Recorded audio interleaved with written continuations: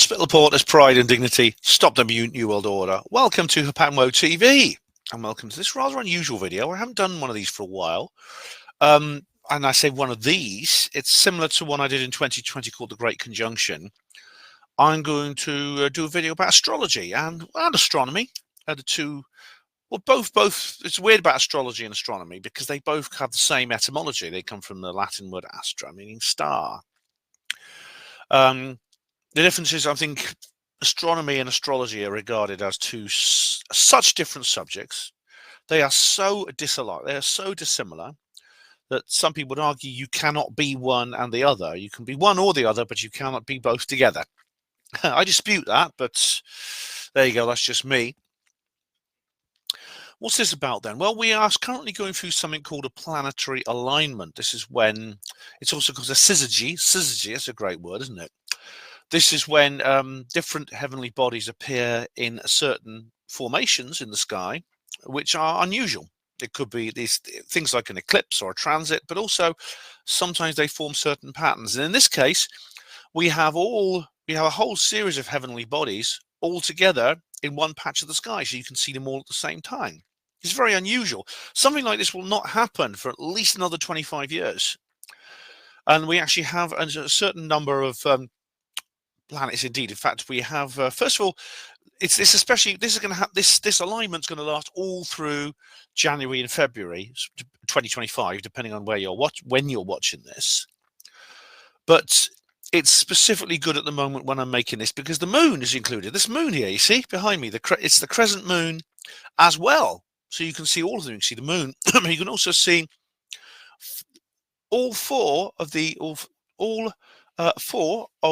planets that are visible to the naked eye. So all the classical planets of the solar system, that is Venus, Mars, Jupiter, and Saturn. You can see all four of them.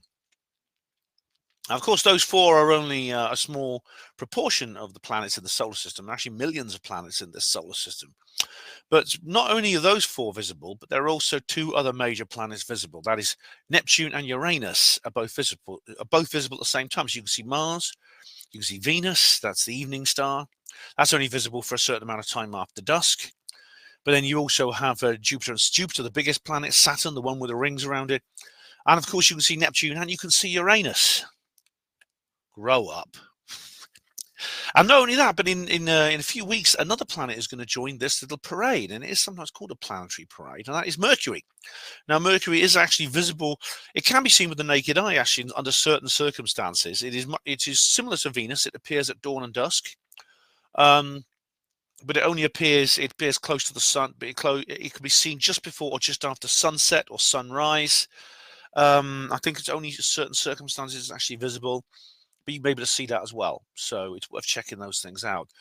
Now, if you have a telescope, you can actually see Neptune and Uranus as well as the main planets, which is really cool. Mars is very distinctive because it has a bright red hue to it. So we're gonna look at this, what it actually means, because when it comes to astrology, I'm not a big astrology aficionado. I'm not like a big New Age type astrology type of person, but I mean, I take it seriously. I mean, I know some people who swear by astrology. They literally say our fate is written in the stars, or at least the stars and planets actually have some kind of influence on the things that go on planet Earth. Now, the mechanism by which how that happens is never explained. It's often regarded as just unknown, but they do say it happens, and I personally keep an open mind over things like that. I'm not anti-astrology, like a skeptic would be. So we're going to look into that. But the first thing we need to do, I think, is to go to some place away from the city lights and see if we can actually spot this planetary alignment. So if you care to join me, that's where we're going to go next. Well, hello, ladies and gentlemen. I've actually come outside now to do a little bit of seeing a little bit of sky watching. Not looking for UFOs. I'm looking for the planetary alignment. They're also called a planetary parade. This is quite a rare event in astrology. Now, I will be going back to the studio to do a little bit of astrological research into this. But I've come to this open space near where I live. I'm actually not far from the Oxford Science Park. It's the closest sort of countryside to where I live, to try and see if I can find find the objects I'm looking for. And now you probably won't be able to see them because I don't have a Win-Keach camera here. I just have my normal camcorder. But I'm going to point them out to you anyway when I see them. It's possible you may be able to get a glimpse. But the moon there, of course, is very visible. The crescent moon there is. Do you know what? I can kind of see the whole thing. You know, sometimes when I look at the moon, I can only like see one part of it, and your imagination fills in the rest of it. But on a camera can't lie. I can clearly see the whole circle of the moon there on this camera.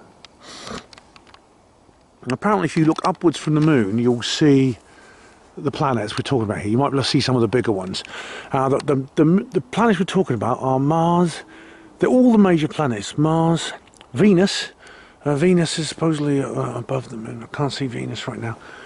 Venus is very bright. It's very distinctive. It's close to the moon at the moment. It's part of this alignment. I think it might have already set, but I couldn't come out because I was doing the gas banner show. So maybe it would have been better if I'd come out earlier. But not to worry. What's that? There's a plane up there. That's a plane. You can see flashing lights. Well, there's a planet there, possibly Mars. Well, maybe, no, I think that one's Mars actually because it's red. That I think is the planet Mars. It's just like a dot. You can't see the two small moons, Deimos and Phobos. That I think is Mars. There's another one over there. Now these are kind of in alignment. So there's Jupiter. Some of them are very hard to see, but Jupiter, Saturn are visible. Mars and Venus are visible to the naked eye. Like the classical planets. But along with them, there's other planets as well. And apparently there's going to be an alignment in a few weeks' time in which another planet will be added. I can't remember which one it is. But the full lineup at the moment, the full parade, is Mars, Venus, Jupiter, Saturn, Neptune and Uranus. Yes, feel free to post your unoriginal jokes in the comments, ladies and gentlemen. That I think is Mars because it's red. And that there is maybe Jupiter. Zoom in on it. Oh, where is it? It may not be, it may be just too dim to appear in the chat. It's there. Oh, there it is. It's not a diamond-shaped UFO, that's just how it appears. Some people think UFOs are a particular shape when it's literally just the way. Oh, that's better, it's sort of adjusted. That might be Jupiter. I can't make out any of the Galilean moons. You should be able to, sometimes you can see four dots around them through a telescope. I've seen them through a telescope. They're the Galilean moons, the four big moons of Jupiter. Now you can't see it, but there's just next to Jupiter is the Orion constellation, one of the most obvious constellations in the sky. To the top left one, the big bright red star, which I can see right now is Betelgeuse, which is about to go supernova. When I say about, it's going to happen sometime in the next 60,000 years, because cosmic timescales, 60,000 years is just about to happen.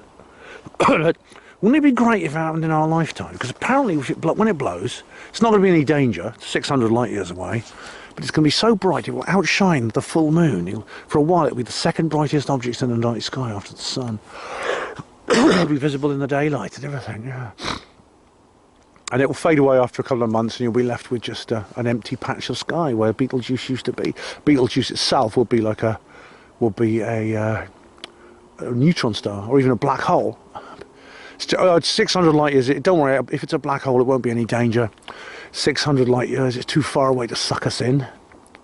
But there I think, yes, Mars. I can see Mars and Jupiter. Saturn is there as well. Saturn is dimmer than Jupiter. It might be, there's one, and you probably can't see it, but it's slightly to the northwest of, maybe 2 degrees to the northwest of Jupiter. There's another spot which I think might be Saturn. It can appear in my peripheral vision. Uranus and Neptune are not visible to the naked eye. And Venus I think is already set. Is that one twinkling over there? I don't know.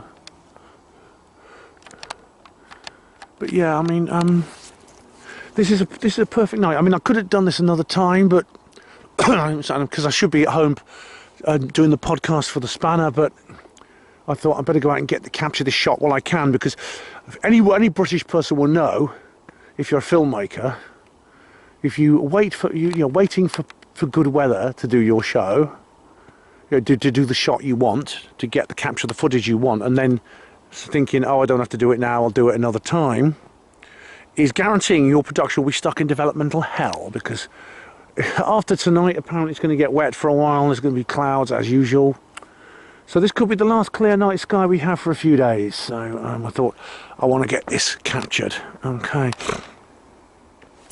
So the question is, what does it mean? Now, I'm not an astrological geek. I'm not an astrological buff. I'm not an aficionado of astrology, but I don't reject it. I take it seriously. I literally do. I know that I'm a Libra, and Libras are supposed to have certain kinds of personalities. Some of these traits I see in myself, things like that. So I do take it seriously. I'm not talking about the Russell Grant astrology where you go into the Sun newspaper and it says, Libra, beware of your dealings with a loved one, or a mishap might occur. So I'm not going to go out and buy a condom, because if I do that, all the other Librans, however many million there are in the country, are going to do the same. We're not all going to share the same fate, things like that. So it seems a little bit odd. I don't think those columns are real astrology. It's just entertainment. Mystic Meg, Russell Grant, that kind of thing. But real astrology, serious astrology, actually is very interesting. Andy Thomas's wife, what's her name? Helen Sewell. She's written whole books about it. It's very, very interesting. There's actually a book I've got. It's a really rare book, actually, a real collector's item, called Astrology of a Prophet. David Icke's horoscope, and it's by a famous astrologer. It talks about the astrology of David Icke. It's very interesting. His birthplace, his birth events and things like that.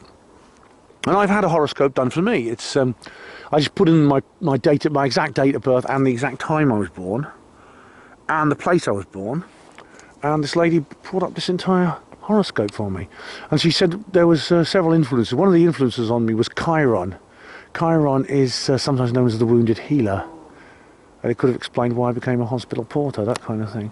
But anyway, discussions like this I think are best done in the studio where I can get more information. So from this very, very clear, crisp, cold night, it's actually about freezing right now. It's forecast to be about -1 this evening, tonight. From this very cold, clear night here just outside the city of Oxford, I'm looking at the planetary alignment right now. It's really interesting. And what does it mean? What does it mean? What influence is it having on the Earth right now, and what is its significance? Let's go and see, shall we? And so those were the planets themselves. You saw them live on Hapanmo TV. I saw them in my own eyes. If you go to some nice dark place, just if you live in a city, you only have to go a short way outside the city. Just let your eyes get used to the dark, and you can see them quite clearly. It's quite nice. Anyway, let's just look into this a little bit more. So, what these things mean is very, very interesting, because if you you can look at the practical side of things first, like here on this astronomy. This is astronomy, not astrology. This is Astronomy magazine. It's got some pictures of other alignments. This is an alignment here, obviously taken using a special camera so you can capture them properly at the Badlands of South Dakota, USA in 2017. And there's another one here. This is another alignment there, you see, at different times, and it talks about what they mean and what they're about. Now, it's quite common for stars to, what it says here, it's quite common for stars to align. They're because there's so many, all these major planets, sooner or later their paths cross. I mean, they never cross exactly because they're on different orbits, but they do cross every so often to the point where they appear in the sky together quite close. This is a conjunction, like the Grand Conjunction in 2020 that I filmed. For Jupiter takes 12 years to orbit the Sun. Mars takes about 2 years. They're in the plane of the ecliptic, which means they're sort of more or less within a few degrees of each other in the sky whenever they pass. And very so often they will appear relative to the Earth in a line. So you see them apparently close together on the celestial sphere, even though in fact they're a very long way away, much further than, for example, the distance between Earth and Mars. But they don't all fit together. But so but I mean, this happens quite regularly. But it's quite rare for more than two planets to appear in a line. It's it's when it does happen, it looks quite significant, because you see them all in like a big line. And they have practical purposes too. They can be a good reference point for calibrating your instruments, telescopes, and things like that. You can focus on different planets in the same bit of the sky to test the machines. And they're also useful for space exploration. So, for example, Voyager 2 mission which is NASA's, which took place in the late 70s, took advantage of a very rare planetary alignment of the 4 outer planets. Through the 70s and 80s, they were in a particular position which allowed that one spaceship to visit them all. That's an alignment that only occurs about once every 175 years. So if that hadn't happened, they'd have had to wait a long time for the next opportunity. And there's going to be a very, very big one in the 2040s. Now, this alignment is going to involve Mercury, Venus, Jupiter, Mars, and Saturn.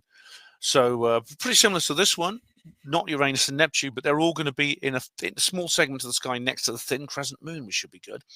That's quite a long way in the future. If I'm still doing Panmo TV, then I'll make sure I cover it. And these historically planetary alignments have held immense significance for a variety of civilizations, including this one. They're often associated with prophecies and omens, significant earthly occurrences. Though, of course, sensible astronomers don't believe in that sort of thing. Oh no. Yeah, this is very, very interesting stuff. But I mean, in terms of astrology, I went to this. We'll go have a look at this website here. You see, Astrology Explained. Keen, Astrology Explained. Planetary tension. As I say, I'm not an expert on astrology. I know a lot of people in the alternative sphere are, and I'm not, but I'm interested in it. So it says, when an astrologer gives you a warning of a challenge ahead, this is based on the location of the planets in today's solar system. Your astrological analysis consists of a simple examination of where the planets were on the day you were born and a comparison of where they are now. And so it says, so when the planets align well and create harmony, good things are forecast. When there is tension between the planets, challenges arises. The beauty of these challenges, though, is that rising to the occasion and persevering makes you stronger, to the point that future planetary tension underscores your past gains rather than delivering new blows. That's good news. There are 2 types of planetary interactions that astrologers generally agree upon as creating tension in the world: oppositions and squares. The opposition is when one heavenly body is in the opposite side of the zodiac from another planet. Each month, the moon opposes the sun. This is what makes the full moon. An opposition can also take place between a planet moving in the sky today and the location of another heavenly body recorded on your birth chart. When it is 6 months after your birthday, the sun is halfway around the zodiac. While there can never be 2 suns opposing each other in real time, the sun is opposing its location at the time of your birth. This can also be true of other planetary combinations. A square is the other tense aspect between the 2 planets in astrology. It occurs when 2 planets are 90 degrees apart on the 360-degree circle of the zodiac, the circle that circumnavigates our world. A square is halfway to an opposition. Of the 2 hard angles in astrology, the square is more commonly agreed to present you with a bigger challenge. When a square or opposition occurs in real time or in the relationship to your birth chart, the effects are not necessarily negative. Obstacles and challenging situations are common, but the bad news is also a possibility. Setbacks, chaos, destruction, and anxiety manifest under various planetary squares and oppositions. Each heavenly body carries its own unique challenges when it forms a square or opposition. Hard angles from the moon bring up deadlines, peaks of creativity, other climaxes in our personal and professional lives. The square and opposition of the moon to Saturn is said to predict peak job performance. And if your boss studies astrology, this is one cycle you need to be aware of. And so it goes on talking about the different planets and what they actually mean. And of course, in this case, we're dealing with an alignment where the planets are together. So we have lots and lots of different planets with different energies and things like that put together, and they're put together kind of in the same part of the sky. And what that means, I don't know, maybe it means the opposite of that, of challenges and other things like that. And we're going to look into that. We could even do a live stream on this subject. I think that might not be a bad idea. But when it comes to birth charts, personal birth charts for each individual are interesting. But then it's not just people that have birth charts. Objects do as well, and other things such as nations, they have birth charts. Every country has like its own horoscope. So what we're looking at, you probably know where I'm going with this. I'm trying to looking into the possibility that we have a very interesting situation in terms of world history, especially relating to the United States and what's been happening there, which I've been covering on this channel in detail. And indeed, we're already seeing the effects of huge changes going on at that time, which are leading to which are leading to a possibility of a new phase of the Earth's existence, a new phase of the world. And I mean, if you want to find resources on what it might mean, there's all kinds of analyses. There's all kinds here. There's this one here. Astrology, planetary alignment to signify potential dangers and new beginnings. You know the Buddhist saying, no mud, no lotus. In other words, you need some mud slung at you to grow a beautiful flower. And I think that's probably what it means. And it says here, we are currently in an extensive period of significant changes in the world. In a sense, these events could be like the proverbial canary in the coal mine, signaling the possibility of more danger to come. But again, danger is also crisis and opportunity, like we've heard before. Astrologically, there are two events that indicate significant change. One is when the planets align with each other, an event called a conjunction. Conjunctions represent times of new beginnings, when old cycles end and new ones begin. The second pertains specifically to the outer planets of the solar system. Saturn, Uranus, Neptune, and Pluto move into new signs. These are the planets that pertain to consciousness change in the individual, leading to similar changes in the collective consciousness. From 2020 to 2025, both these events have taken or will take place. In 2020, Jupiter, Saturn, and Pluto all aligned in Capricorn. This is the sign that could pertain to big business, big government, and the laws of the land. The institutions that provide structure to our reality are in process of being transformed. This 3-planet conjunction ended cycles lasting from 13 years, that's Jupiter-Pluto, 20 years, Jupiter-Saturn, and 36 years, Saturn-Pluto. New cycles also began, but it will be years, if not decades, to realize what we're leaving behind and what is being created to take place of the old and outmoded. Now, I've often said this, I've said this too, that these energetic changes on the etheric level don't result in immediate changes that we can see. And as I said this even during the 2012 issue. If you remember, I covered the 2012 Mayan calendar changeover when a lot of other people had already left it behind because they couldn't see anything as a result of it, even before the actual day. And I said that you won't see anything on the actual day. The late great Ian R. Crane made this point. Everything could appear completely normal on the 22nd of December 2012. Could occur, but it would flip a switch at a very deep energetic level, which would result, and indeed has resulted, let's face it, in real world visible changes within a few years. By 2016 was I think the big year, and even David Icke even predicted that. And we're literally going through another 2016 type period now. Yeah, new beginnings will not be obvious and linear. They will be full of false starts as people and events try to maintain their hold on pre-existing definition and the manifestation of reality. Well, that's true, isn't it? That's true. 5 of the outer planets will change signs within the next 3 years. A remarkably rare event. Yeah, it happened in the 15th century. This is considered the beginning of the European Renaissance. Yeah. Well, that was a big changeover, wasn't it? That created the modern world, you might argue. In the meantime, we can take advantage of these long transits by working to develop and expand our own consciousness. The more work we do, the more peaceful the changes. The primary signs that these planets will be passing through are Aquarius and Pisces. Pluto, for example, will enter Aquarius this year and remain there until 2044. Saturn enters Pisces in March and will remain there until the end of 2025. Yeah, that's interesting, isn't it? Oh, so this is fascinating. It is fascinating stuff. It is really, really interesting stuff. And so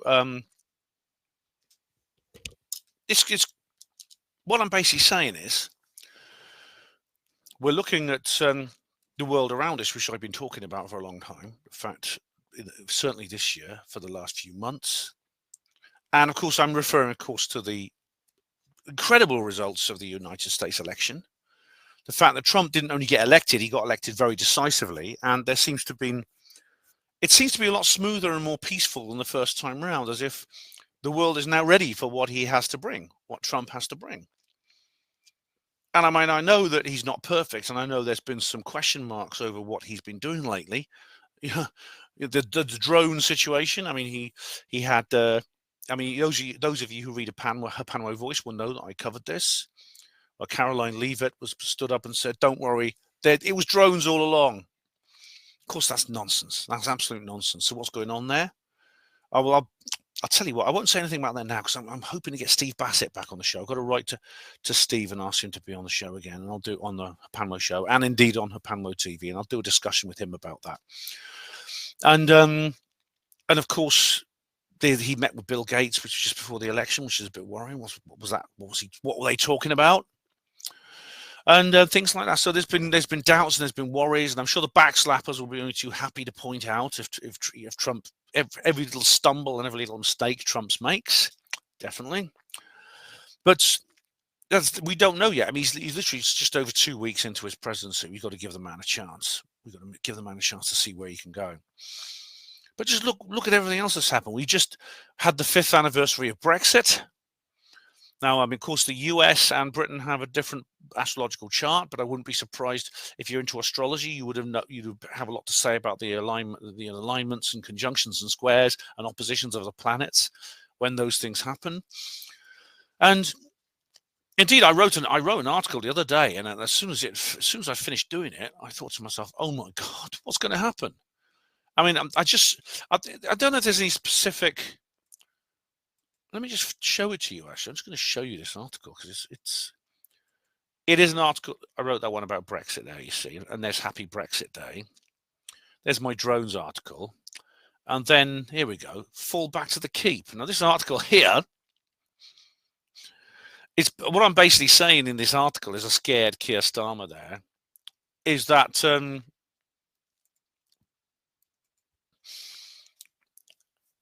It appears that we're in a situation where the Illuminati basically, why, as Morgoth says, is Britain now the woke North Korea in a world which is changing, which is becoming more positive, which is breaking away, heading towards populism, heading towards freedom. With Trump, with people like Millet, Orban, etc. across Europe. Why is Britain? We got Keir fucking Starmer. Why is that? Why is Britain this sort of holdout of a globalist sort of like crypto Marxist, quasi Marxist, cultural Marxist, authoritarian Orwellianism, when the rest of the world is like moving away from that? And what I said in that article, I won't read it to you verbatim. You can go and do that yourself. But I said what I think is happening is basically the Illuminati are saying fall back to the keep. As you know, imagine the world as a medieval castle with walls around it. The Illuminati have built like a power structure inside, but it's being invaded from outside. Imagine the invaders as basically the forces of higher consciousness and freedom. Now, inside there's different levels there's different levels and layers of defense inside the castle. Inside the castle itself, they often have a keep. You saw this in Lord of the Rings with Helm's Deep. And they have like another secure location within the castle. If the outer walls are breached, they can fall back to the keep. The defenders can go into the keep. In the keep, there's another wall around that, a heavy door, which is hard to break into, and they need plenty of food and water so people can wait out if they undergo a siege. And I think what the Illuminati are doing is the reason Britain is still sort of stuck in the New World Order while the rest of the world is breaking away from it is because Britain is the heartland. Britain is all the British Isles. England, Britain, what's now Britain and Ireland, has always been the center of the Illuminati, the New World Order. This is why the Romans were so keen to hang on to it. Hence the Boudica rebellion. And so I think this some people say it's because it's the heart chakra of the world, and that's why it's happening, and that could be it. Either way, and there's something special about these islands here off the northwest coast of Europe and how they fit into the energy grid of the Earth. This is why there's so many ancient monuments from the pre-Illuminati period, which Maria Wheatley spends so much time studying. And indeed, this is maybe why there are so many crop circles as well. I mean, some of you may wonder why I keep getting these things I call Boudica moments. And I've done an entire video called One Long Boudica Moment because I review a film called Boudica. And it may be that's because at one level, deep down, I understand this sort of thing. I understand that is what we're dealing with here.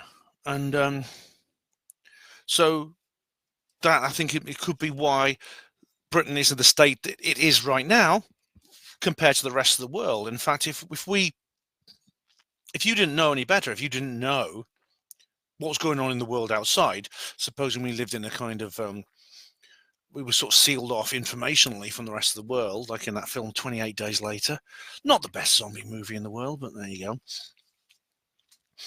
It'd be easy to think that the entire world is getting worse and worse, and it's descending down this Orwellian rabbit hole far, far more seriously. But instead, we see the opposite around the world, because they can't stop us seeing that. They can't stop us seeing that. And indeed, we have these libertarian, patriotic, almost anti-political figures coming to power almost everywhere in the world, indicating the state itself is no longer under Illuminati control. And we also see a cooling of tensions in various places around the world, various places of tension and places of military conflict and diplomatic hotspots, diplomatic strife around the world. For example, the Middle East, Eastern Europe, China, the Far East, and that area right now. It feels as if relations are improving between the major power poles of the world. This is something we got a tantalizing little taste of in 2026, and now we're back with 2025, which is the new 2016, only better. The reason is because the 2016 energy has now integrated itself. It's consolidated. So, yeah, we've had a long, dark, painful walk through the wilderness, but it's over. We've come through. And this is tricky because we live in this one exception, which is Britain, the United Kingdom, this heart chakra of the world. The Illuminati have fallen back to the keep. They've lost control of the world, but they've returned to their heartlands. So it feels like we're on this little island of pollution and devastation in an ocean that is slowly cleansing itself. It's slowly healing. And we're stuck here in this Starmer regime, a globalist, culturally Marxist, authoritarian managerial bureaucracy. And literally, this is where we're in a bit of a... We in Britain, we the people of Britain, are literally kind of like hostages. We're essentially hostages inside the keep, the Illuminati's keep. They've fallen back to the keep and they've taken us with them. And unfortunately, this means they're going to make the most of us, of having us here, trapped in on this little island of devastation, like I said. And I think Starmer is going to do as much evil to us as he possibly can. And well, not him, the people he works for, his cronies, the people who rule him, the people who control him. He's allowed himself to be the demons. He's allowed himself to channel. But they can't stop us seeing the world around us. They can't stop us seeing this transformation beyond our shores. And we should take hope from that. This will end inevitably with the deep state's destruction here in the heart chakra, in the heartland. So, and it's going to happen right on our doorstep. So bring some popcorn, guys. Bring some popcorn. And I actually put a little disclaimer underneath the article saying, I've never, I just said, like, I'm perfectly healthy. What did I write in this comment? I said, this is probably the edgiest thing I've ever posted. Now, I don't know exactly why, but I sense that if there's one thing I've published that could get me nicked, it's this. So I just wrote underneath, this is probably the edgiest thing I've ever posted. Yeah, maybe I should make it clear. I'm in good health. I have no heart problems. I enjoy living and would never deliberately end my own life. I don't do dangerous things that make accidents more likely. I don't get into fights by choice. I have a clean criminal record. And I've never been sexually attracted to anyone who's not an adult woman. I just thought I would say that just in case someone decides to take action against me. So this planetary alignment has come at a time, even, like I said, as someone who's not into astrology, it seems remarkably apt that this has happened at this time. And all the things I've talked about in the last few videos about UFO disclosure and the changes caused by the Trumpian revolution almost seem to echo some kind of bigger, deeper, more spiritual, etheric alteration that's going on. And this is, of course, people use phrases like the dawning of the age of Aquarius. This is the dawning of the age of Aquarius, which has a lot of references to astrology in it. When the moon is in the 7th house, and etc., etc. Jupiter aligns with Mars. Apparently, that's all that. According to astrologers, that's all nonsense. It's all astrological nonsense. But even the age of Aquarius itself, according to astrologers, and they disagree over when it actually begins, when the age actually in the transformation of the equinoxes, the retrograde precession of the equinoxes, as it's called. It's a 26,000 year cycle. But each age is approximately 2,000 years long, but it varies. And some people say, well, it's not going to, we're not actually in the age of Aquarius yet. We will be sometime in about 200 years. Other people said, well, we entered the age of Aquarius in the 1920s, and we're already in it. Either way, we're kind of, if you think in those terms, we're on the cusp of the two. And I can understand why the hippies. I mean, the Hair musical is all about hippie culture. It's really entertaining. It's got some great songs, "Good Morning Sunshine" and things like that. And yeah, but this dawning of the age of Aquarius has happened. We're on the cusp of it at the time when in the ancient Hindu calendar is also transforming. It's transforming from the Kali Yuga to the Satya Yuga. I must get that right, because I said Arya Yuga, which is apparently wrong. I know some researchers call it the Arya Yuga, the age of nobility. That means, but it means the golden age, because the Hindu calendar has these different ages they call yugas, and there's like super yugas, and there's even a bigger cycle. It goes back. It's literally billions of years long. Like the Mayan calendar, it lasts so long. In fact, there's even kalpas, and kalpas last like trillions of years, which is longer than the universe is thought to have existed. This is like in my apocalypse talk. I talk about the 10,000 Buddhas every kalpa, and you think that's Buddhas all the time, mate. They're raining from the sky like raindrops. No, a kalpa is like 8 trillion years long. So 10,000 Buddhas. It's still, do the maths. It still means Buddhas don't turn up very often. But we have this this general millennial, and indeed we're only 25 years past the second Gregorian millennium. Is that a coincidence? These are calendars that were invented by different people at different times with completely different belief systems, who apparently had no contact with each other. The Mayan calendar long count 2012, the Gregorian second millennium 2000. The transformation from the Kali to the Satya Yuga, which is Nexus magazine did an article about it, claiming it's this year, 2025. Maybe you could think of other examples, and of course the dawning of the age of Aquarius. These are all separate calendars from people with a separate belief system, yet they all talk about the current time as a time of transformation. And indeed, we are witnessing transformation as it happens, which I've talked about in my last few videos. And indeed, it's heralded, it seems, by a sign in the sky. I don't want to get too woo-woo on you here, because I'm not a hippie. I've got a bald head, for goodness sake. I can't be a hippie. But, I'm feeling a bit hippie-ish when I talk about this. You can even see the moon through my dragon juice.